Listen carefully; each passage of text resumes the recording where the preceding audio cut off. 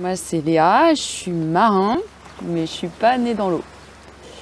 En fait, j'ai connu ce monde-là en 2012, donc ça fait 9 ans seulement. Et avant, j'étais plutôt dans la montagne, haute montagne, donc c'est ça qui me faisait vraiment vibrer. Et j'ai eu une période de ma vie qui était, on va dire, compliquée. Et je crois que la seule issue possible que j'envisageais, je ressentais que c'était le vent. Je sais pas pourquoi, mais...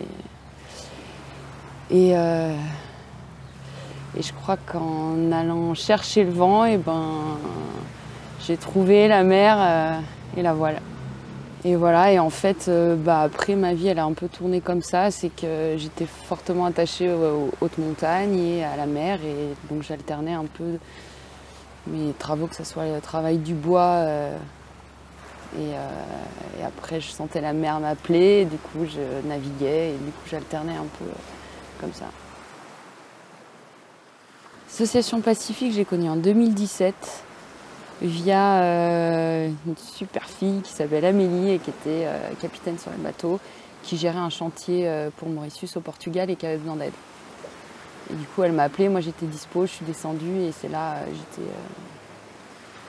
j'étais dedans et ça m'a piqué quoi. Donc j'ai commencé par le chantier du Mauritius. Et à cette époque-là, j'étais sur un projet qui a duré pendant 5 ans.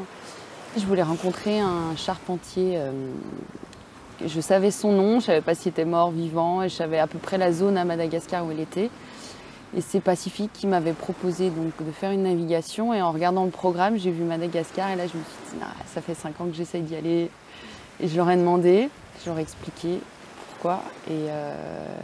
Et du coup, ils m'ont mis sur la navigation Jakarta, Madagascar. Voilà, le rêve qui se réalisait. Donc, ouais, j'en ai pleuré, ça m'a, je pense, bien marqué. Ouais.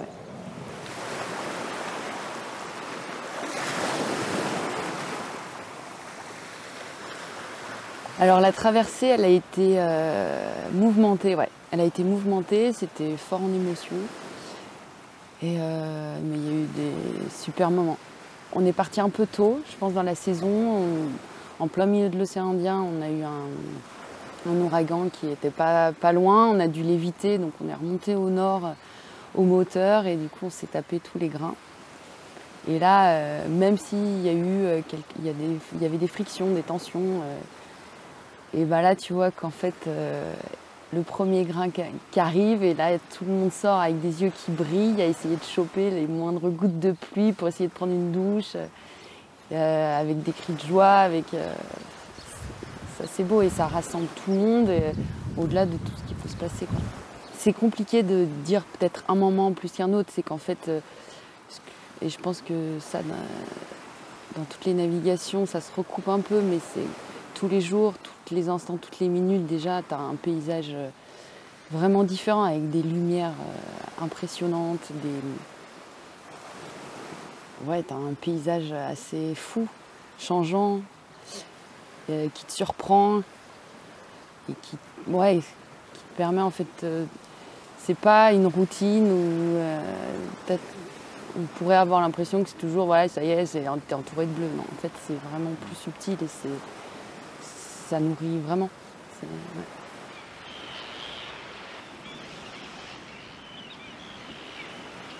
Une navigation, tu peux l'avoir sur plusieurs bateaux. Il y a plein de bateaux qui sont super chouettes à naviguer. Mais à Pacifique, il y a... Comment on peut dire ça? T'es à la fois toute cette ambiance de la navigation et en plus tu as ce côté social qui est extrêmement fort et important. Et je pense que par exemple si je travaille avec Pacifique, c'est pour ça. Et aussi avec le scientifique. Donc en fait ça touche des domaines qui n'est pas juste la navigation en soi.